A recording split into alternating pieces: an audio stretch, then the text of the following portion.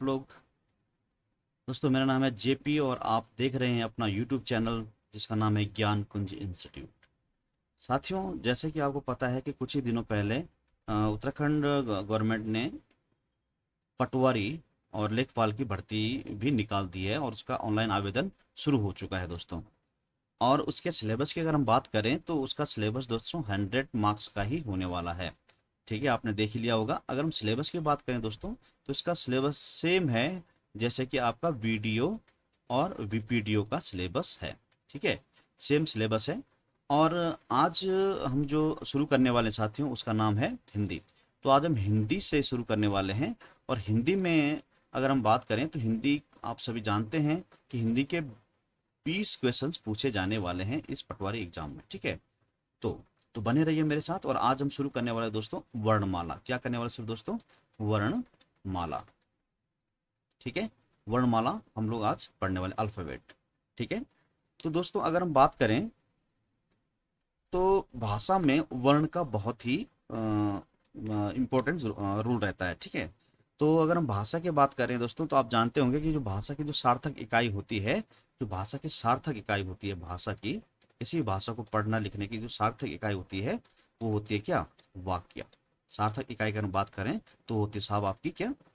वाक्य होती है। आप जानते हैं वाक्य कैसे बनता है दोस्तों, उसके बारे में हम लोग थोड़ी देर में जानने वाले हैं। ठीक है, तो वाक्य की अगर हम बात करें तो वाक्य की जो छोटी इकाई होती है, वाक्य की अगर हम बात करें तो इसकी जो छोटी इकाई होती है, छोटी इकाई जो होती है,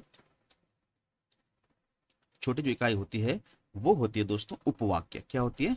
उपवाक्य। ये आपने ध्यान रखना, ये आपको बुक्स में मिल जाएंगे, है ना।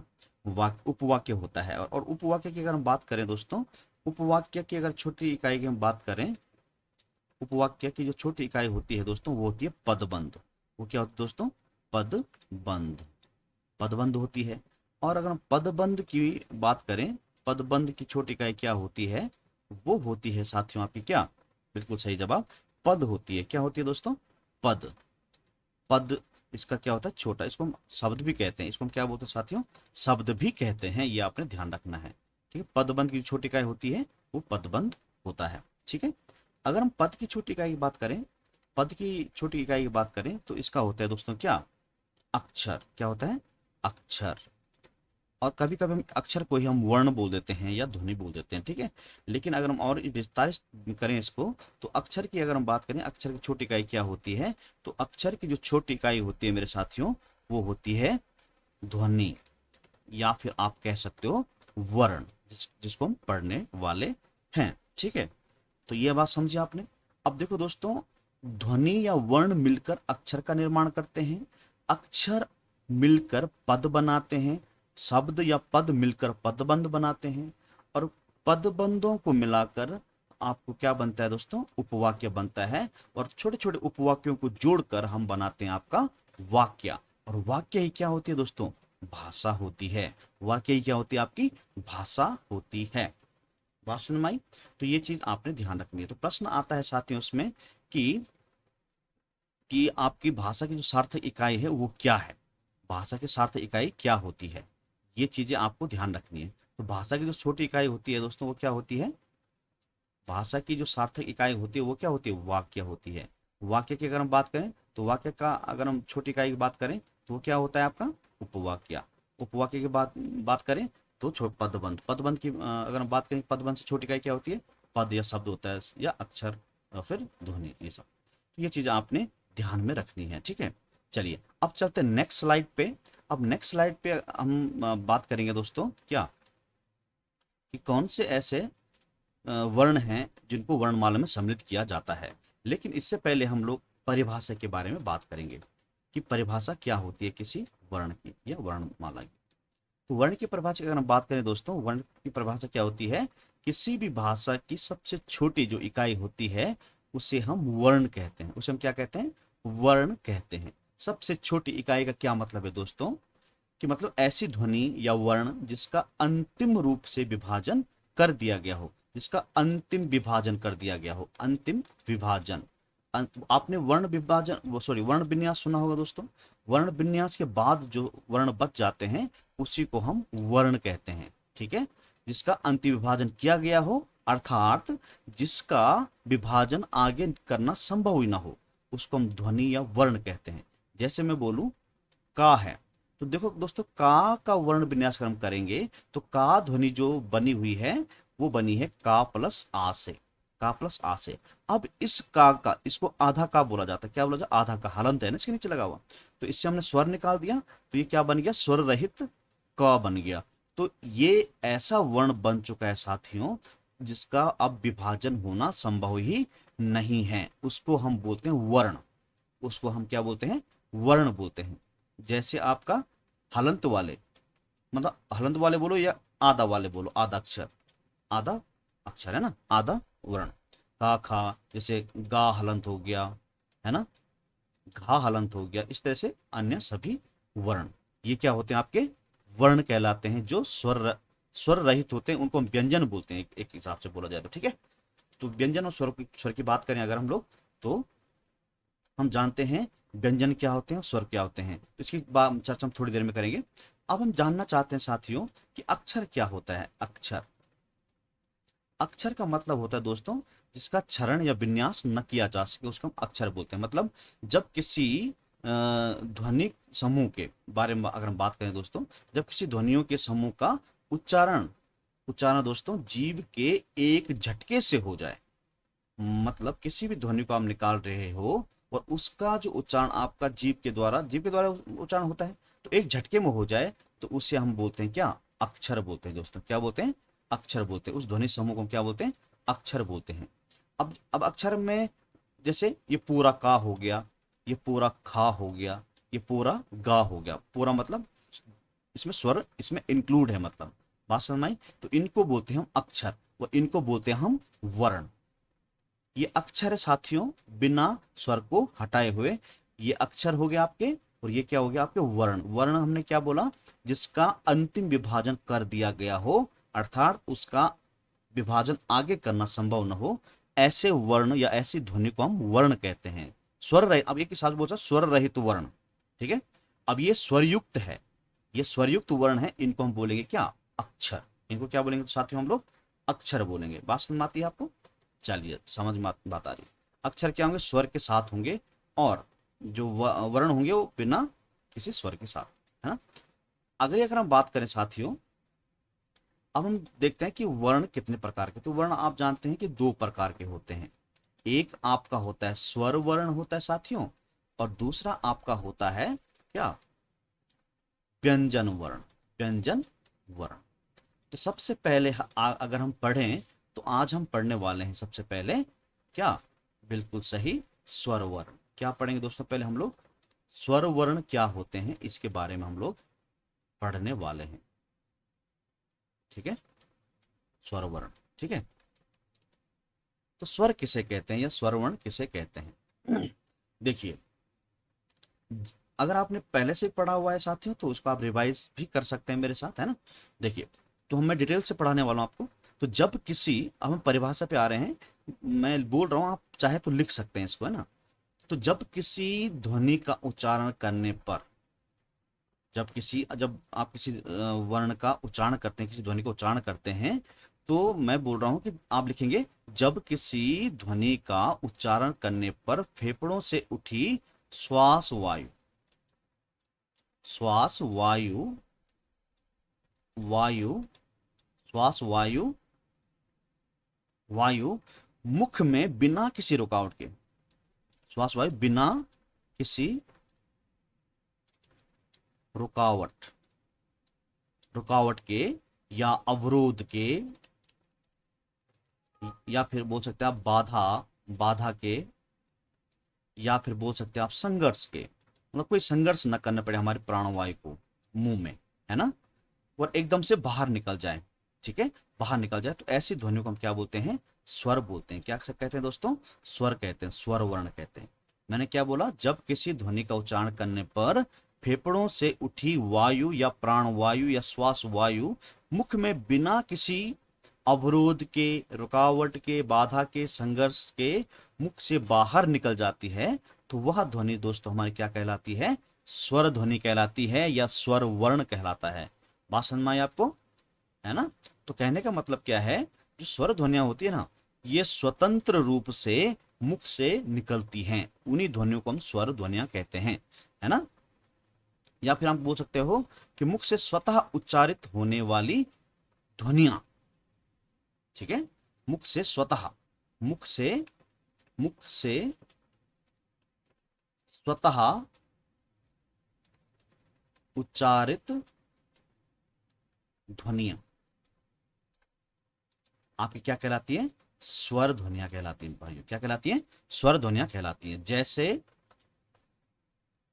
जैसे एग्जाम्पल के लिए हम बात करें दोस्तों, जैसे आपका हो गया आ, आ, ई, ई,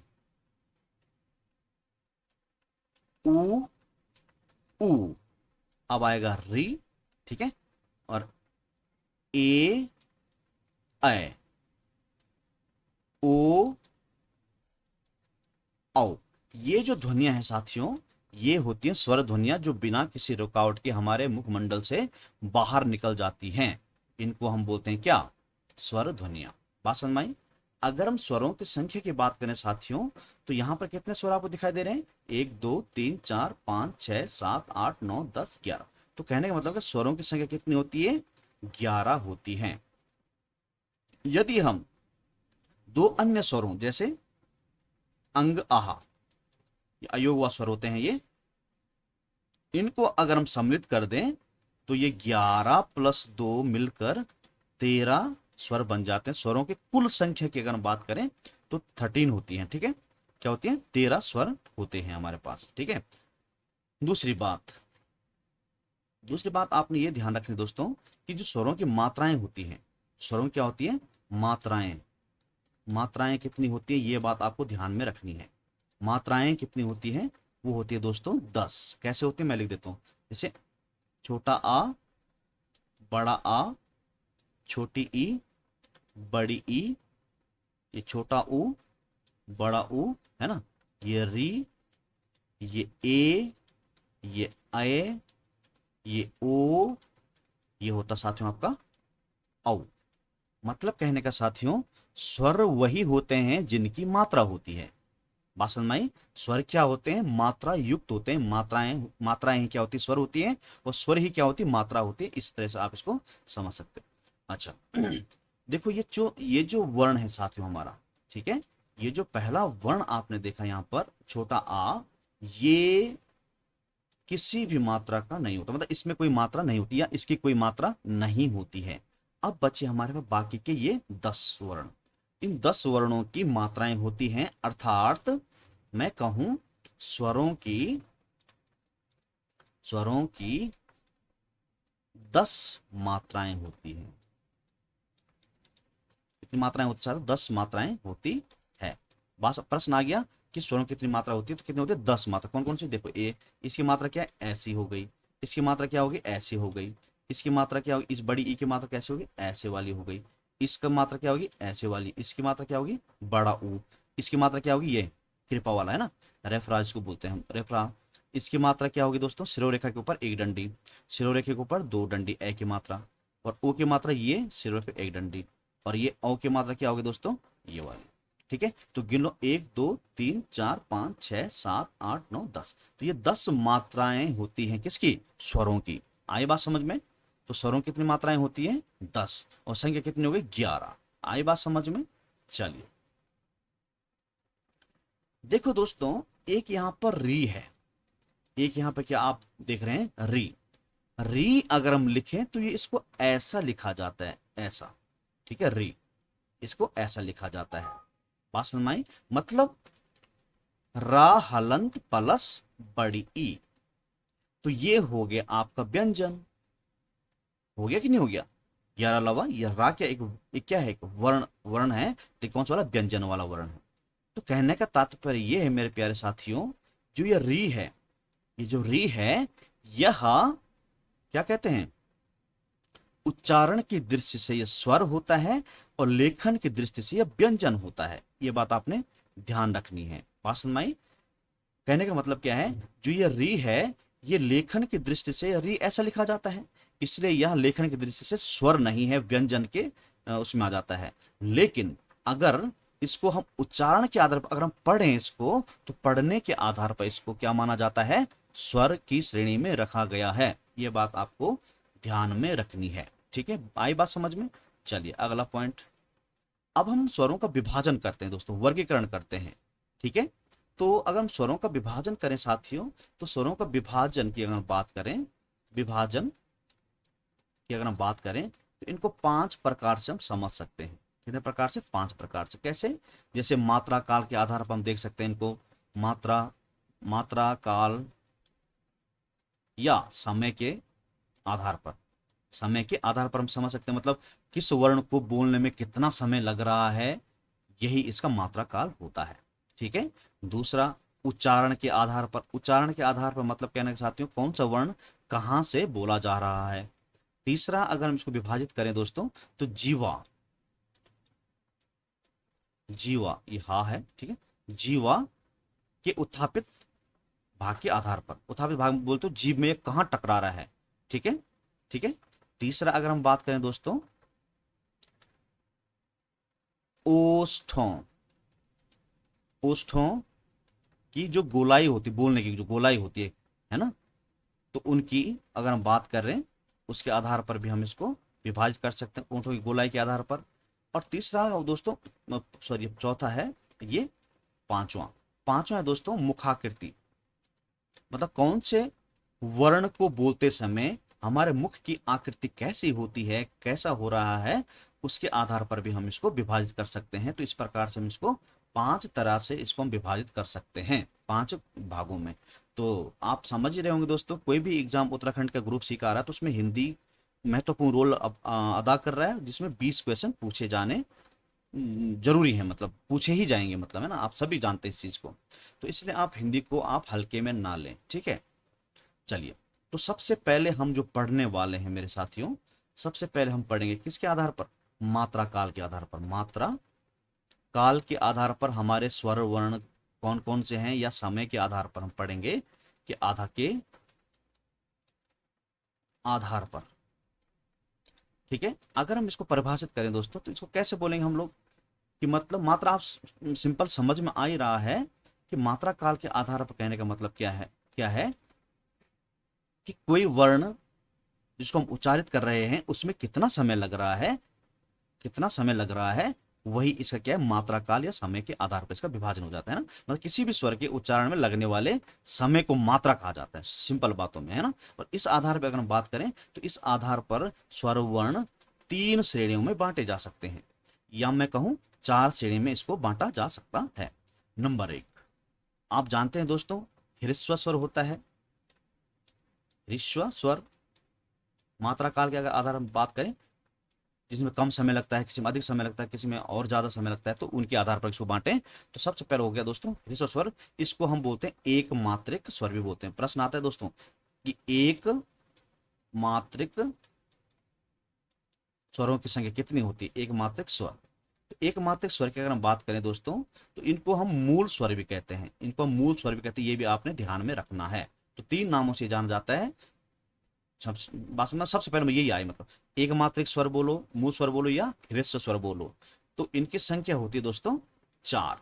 अगर हम इसको परिभाषित करें मेरे साथियों, तो बोला जाता है कि जिन स्वरों के उच्चारण में जीभ का जो मतलब जो हमारे प्राण वायु है ना, उसमें कम वो लगता है, या जिनको उच्चारण करने में बहुत कम समय लगता है, बात समझ में आई, उसको हम क्या बोलते हैं साथियों, हाँ बिल्कुल सही, ह्रस्व स्वर कहते हैं। मतलब जिनके उच्चारण में हमें कम समय लगता हो, या एक मात्रा का समय लगता हो, एक मात्रा, इसलिए यहाँ पे एक मात्रिक स्वर इसको रखा गया है। ठीक है, जैसे जैसे आपका मैं एग्जांपल दूं, छोटा आ हो गया आपका, छोटी ई हो गई आपकी, छोटी ई हो गई आपका, छोटा ऊ हो गया, और एक ये री हो गया दोस्तों। तो ये 4 ऐसे वर्ण होते हैं जिसको हम लोग क्या बोलते हैं, ह्रस्व स्वर की श्रेणी में इनको रखते हैं।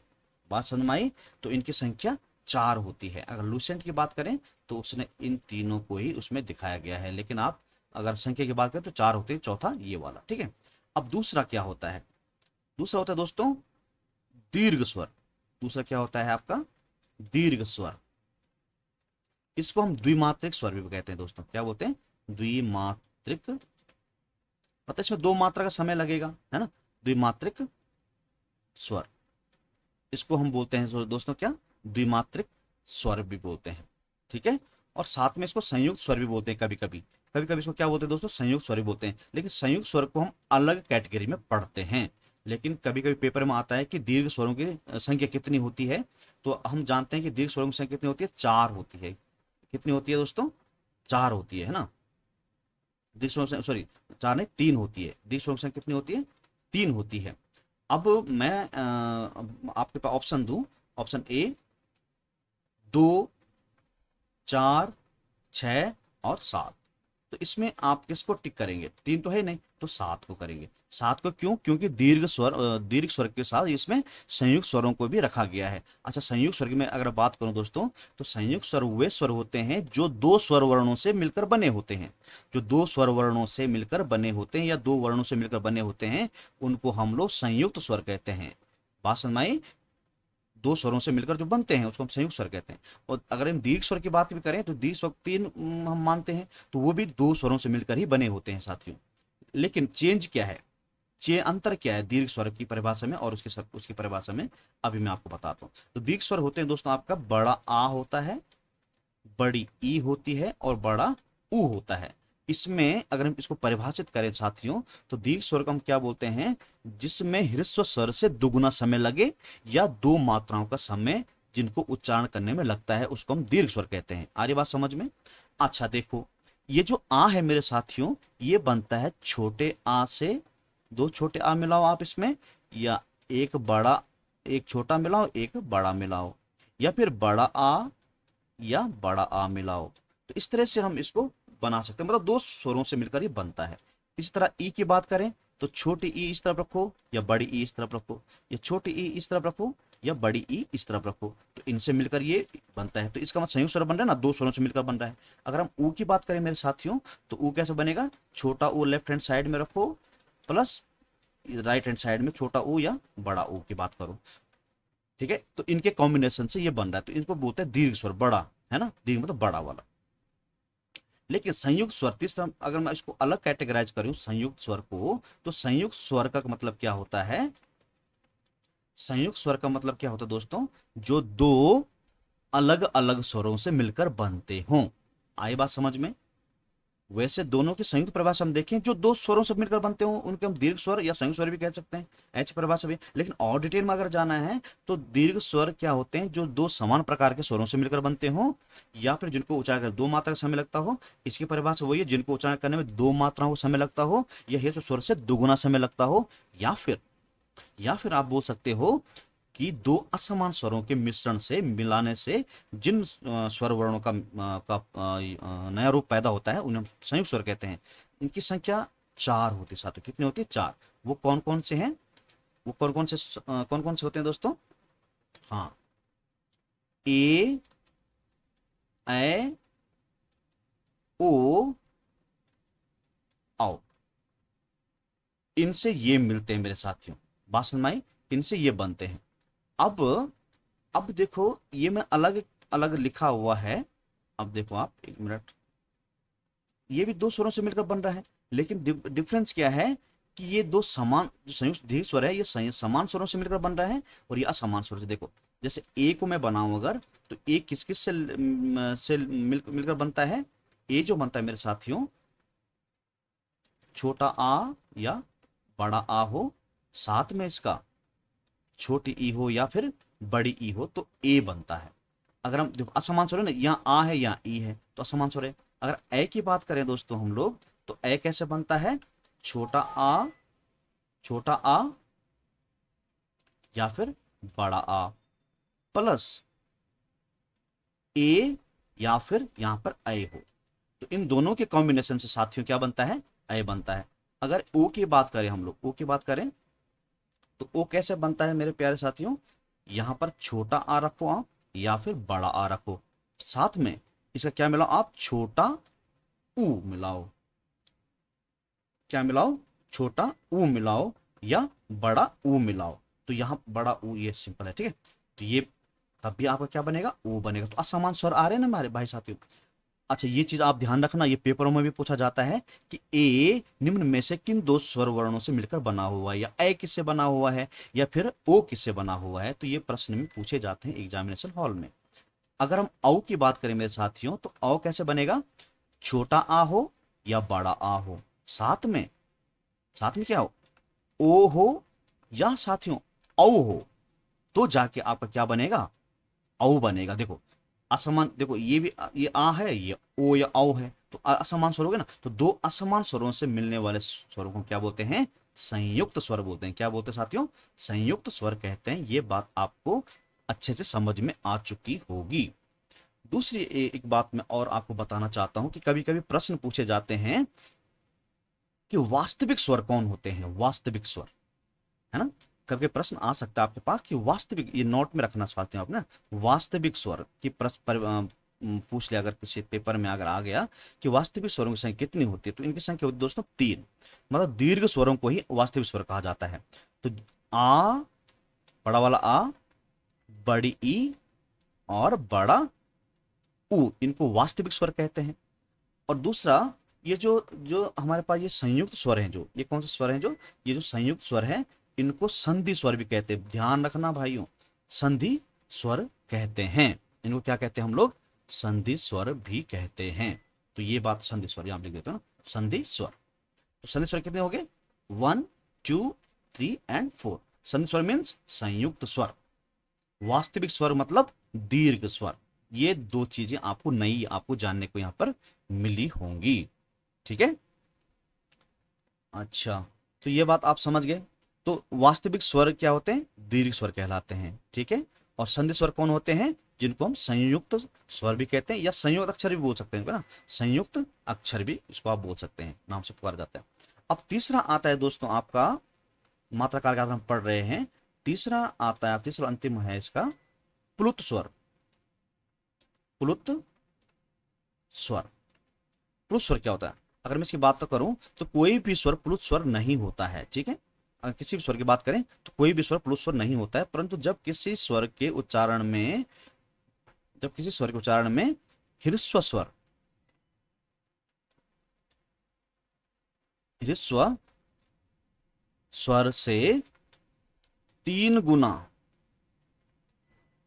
अधिक समय लगता है, अधिक समय लगता है मेरे प्यारे भाइयों, समय लगता है, तो उसे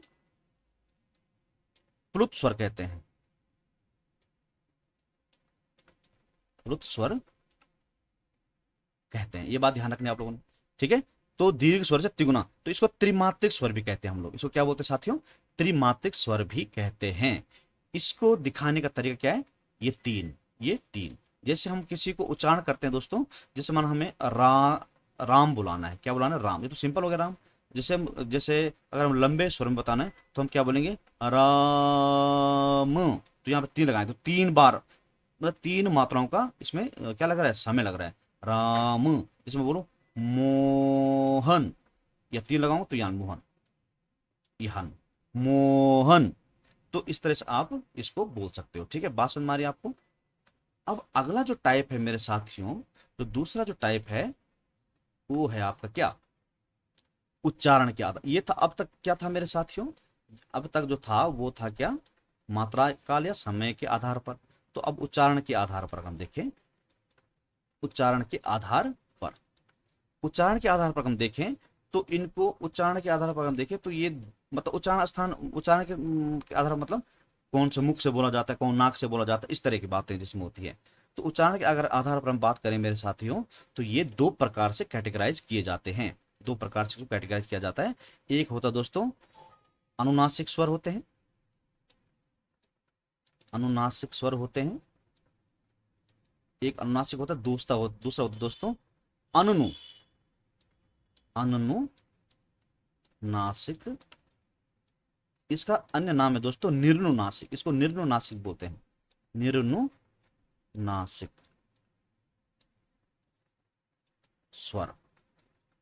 ये भी स्वर, ये 2 प्रकार से कैटेगराइज किया जाता है, अनुनासिक और अनुनुनासिक। ठीक है, इसका क्या मतलब हुआ अनुनासिक और निर्नुनासिक? देखो, जब कोई स्वर का आप उच्चारण करते हो मेरे साथियों, सबसे पहले हम बात कर रहे हैं किसकी, अनुनासिक की बात करते हैं हम लोग। पहले अगर बात करें तो अनुनासिक स्वर किसको बोलते हैं, नासिक। अनुनासिक स्वर क्या होता है, देखो इसमें देखो, नासिक का मतलब दोस्तों नाक, नासिक का मतलब क्या होता है नाक, और अनु का मतलब होता है अनुसरण करना, अनुसरण करना या अनुसार, नाक के अनुसार।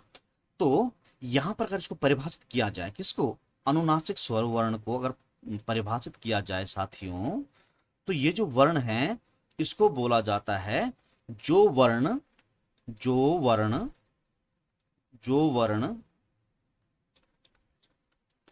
मुख के साथ साथ, मुख के साथ साथ नाक से भी उच्चारित किए जाते हैं, उच्चारित किए जाते हैं या होते हैं, या जिनका उच्चारण नाक और मुख दोनों से किया जाता है, ठीक है, उन्हें हम क्या बोलते हैं, अनुनासिक स्वर कहते हैं। क्या बोलते हैं उसको, अनुनासिक स्वर उनको कहा जाता है। बात समझ में आई? तो मतलब जो हमारे जो प्राणवायु है ना, श्वास वायु है ना, मुख के साथ साथ नाक से भी बाहर निकलती है, ऐसे वर्णों को हम क्या बोलते हैं मेरे प्यारे भाइयों बहनों, अनुनासिक स्वर कहते हैं। क्या कहते हैं, अनुनासिक स्वर कहते हैं। अच्छा, अब इनको हम कैसे दिखा सकते हैं, अगर हम दर्शाना चाहते हैं कि भाई ये वर्ण क्या है, अनुनासिक है, इसको कैसे दिखाएंगे हम लोग। तो इनको दिखाने का जो तरीका है मेरे साथियों, तो जो भी स्वर वर्ण होगा, जो भी वर्ण होगा या स्वर वर्ण होगा, उस पे आप लोग चंद्र बिंदु, ये चंद्र बिंदु होता है ना, इसको आप लगा देंगे, या फिर आप अब देखो ये बिंदु, इसको लगाने का दो तरीका होता है मेरे भाइयों। इस बिंदु को, इन बिंदुओं को लगाने के दो तरीके होते हैं। कितने तरीके होते हैं, दो। एक तरीका ये होता है, एक तरीका ये। अब ये कहाँ लगाया जाता है और ये कहाँ लगाया जाता है, ये बात जानने वाली है। देखो दोस्तों, जब शिरोरेखा के ऊपर, ये शिरोरेखा होती है, जब शिरोरेखा के ऊपर किसी भी स्वर की मात्रा नहीं आ रखी हो, नहीं आई हो या नहीं आ रखी हो, तो वहां पर आपको इस तरह के चंद्र बिंदु को, अर्धचंद्र को वहां पे लगा देना है।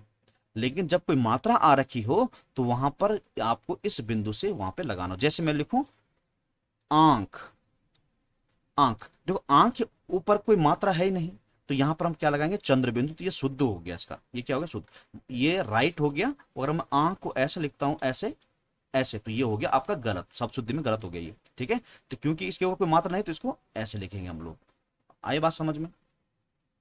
जैसे मैं लिखूं देखें, देखें, और यहां ऐसे बिंदु लगा दूं मैं, देखें, तो ये हो गया आपका गलत, क्योंकि यहाँ पे स्वर की मात्रा आई हुई है। और जब मात्रा आ रखी होती है मेरे साथियों, तब आपको सिर्फ इस चंद्र बिंदु को क्या, बिंदु के रूप में दर्शाना होता है। तो देखें अगर आप लिखें, तो आप लिखेंगे देखें, ये बिंदु लगा देखें। जैसे हैं, आप ऐसे लिखते हैं तो ये सही हो गया। आप हैं को ऐसे नहीं लिख सकते, तो ये हो जाएगा गलत। आई बात समझ में? तो आपने क्या समझा कि शिरोरेखा के ऊपर यदि किसी स्वर वर्ण की मात्रा लगी हुई है, तो वहां पर आपको सिर्फ बिंदु से आपको क्या, अनुनासिक स्वर का, स्वर को वहां पर दर्शाना है। और यदि मात्रा नहीं है, तो अनुनासिक स्वर को आप कैसे दिखाएंगे, अर्धचंद्र बिंदु के ऊपर एक बिंदु लगा देंगे, या अर्धचंद्र बिंदु लगा देंगे आप, ये चंद्र बिंदु इसको बोलते हैं, ठीक है। जैसे छोटा आ है तो आंग, इसको हो जाएगा आ, है ना। बड़ा आ है तो आ हो जाएगा। ये देखो आ मतलब मुंह से भी आ रही है आवाज, और कहां से, नाक से भी आ रही है। जैसे ई है तो छोटी ई है, तो यहाँ ई हो गया, ये ई है साथियों। अब देखो ई के ऊपर जो मात्रा लगी हुई है ना, तो यहाँ पे ये सिर्फ बिंदु से इसको ऐसे दिखाया जाएगा। अब जैसे ऊ है, ऊ ऐसे लिखेंगे तो ये चंद्र बिंदु लगा देंगे तो ऊ हो जाएगा। ये क्या हो जाएगा, ऊ, नाक से भी आ रही आवाज और मुख से भी आ रही आवाज, ठीक है। अब बड़ा ऊ है साथियों ऐसे, तो इसके भी ऊ हो जाएगा, ये क्या हो जाएगा, ऊ। अब जैसे ए है, इसको कोई मात्रा नहीं है, तो ए हो जाएगा, ये क्या हो जाएगा, ए। नाक से भी निकालनी आवाज, जो उच्चारण करेंगे जब आप स्वरों का, तभी जाके आपको क्या मिलेगा, से मिलेगा। अब यहाँ पे क्या मात्रा लगी हुई है, तो इसके ऊपर क्या लगेंगे हम, संज्ञा बिंदु। जैसे ओ है तो ओ हो जाएगा, ये औ है, इसके ऊपर ये बिंदु लगा दें तो औ हो जाएगा, ये औ, ठीक है। तो इस तरह से हम क्या करते हैं, अनुनासिक स्वरों को लिखते हैं, अनुनासिक स्वर। अब अनुनासिक स्वरों को हम दूसरा नाम अगर मैं बोलूं, नासिक्य वर्ण भी बोलते हैं इनको, नासिक्य वर्ण, ठीक है।